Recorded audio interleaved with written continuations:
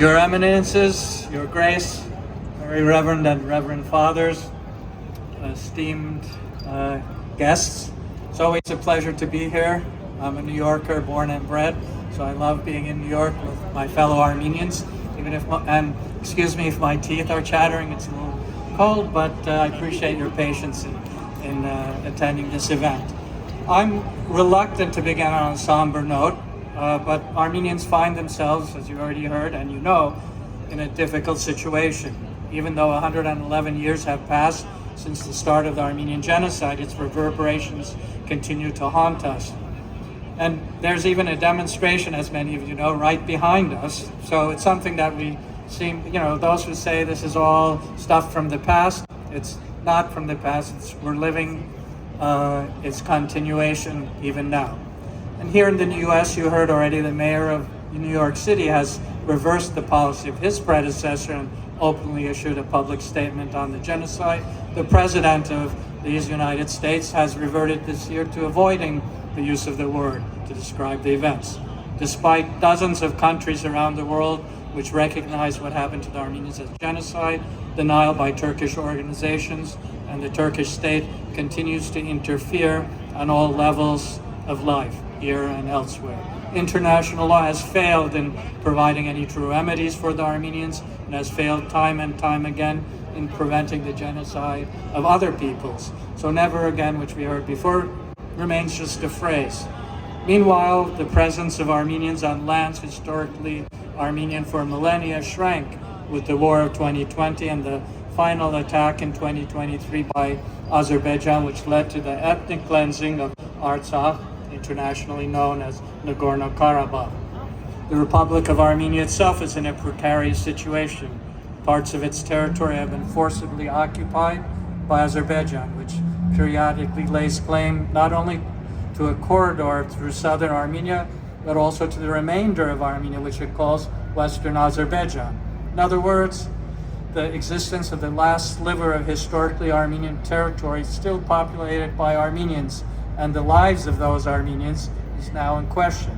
And we are living in a world where might makes right. In a weakened state, it seems that the current government of Armenia is not able to raise its voice in defense of the rights of the Armenian refugees from Artsakh and their cultural legacy, which is being destroyed by Azerbaijan on the lands they were obliged to leave. Furthermore, the Armenian government appears compelled to stop its efforts for international recognition of the Armenian genocide and any sort of historical justice. But the Armenians are an ancient people with a strong sense of history. We began recording and reflecting on our history almost immediately after developing our own alphabet in the 5th century AD with a chain of medieval historians. Moreover, even today, we continue to commemorate the Battle of Avarar, which we lost over 1,500 years ago, and a nod here to the Knights of Artan. And parenthetically, I also happen to be Avak Tibrabet, in other words, Grand Recorder, together with Avak Sparabet Bab Avakan, so I wear several hats.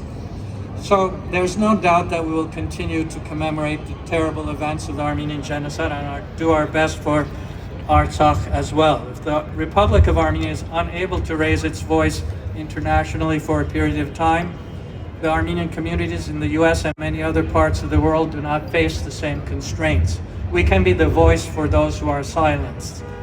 111 years is not that much in the Armenian historical context. The relatively recent events of the Armenian genocide have left their imprints on all our lives in one way or another. Giving up part of our history would also be giving up part of what makes us who we are, both as individuals and as a people. They are an inextricable part of our identity, for better or worse. And how we deal with it determines which of the latter. As we assemble here in Times Square, we raise our voices as a part of the Armenian people against the injustice of the Armenian genocide and the most recent ethnic cleansing of Artsakh. But we also raise our voices against the memory of injustice and abuse of humanity wherever it takes place. Times Square, at the heart of one of the most important cities of the world, symbolically is very important, but it should only be a part of our efforts throughout every year.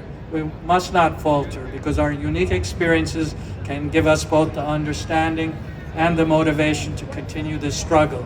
This struggle not only helps our fellow Armenians, but it makes us better human beings, working to make the world a place where never again finally rings true for all people. I might say finally that the Tekian Cultural Association, serving the cultural and educational interests of the Armenian people, thanks to the Knights of Artam, as well as all the other co-sponsors for continuing to provide us all with this important platform to deliver our message to the United States and the world. And thanks all those who have joined with us in supporting this vital issue of human rights and justice. Thank you very much.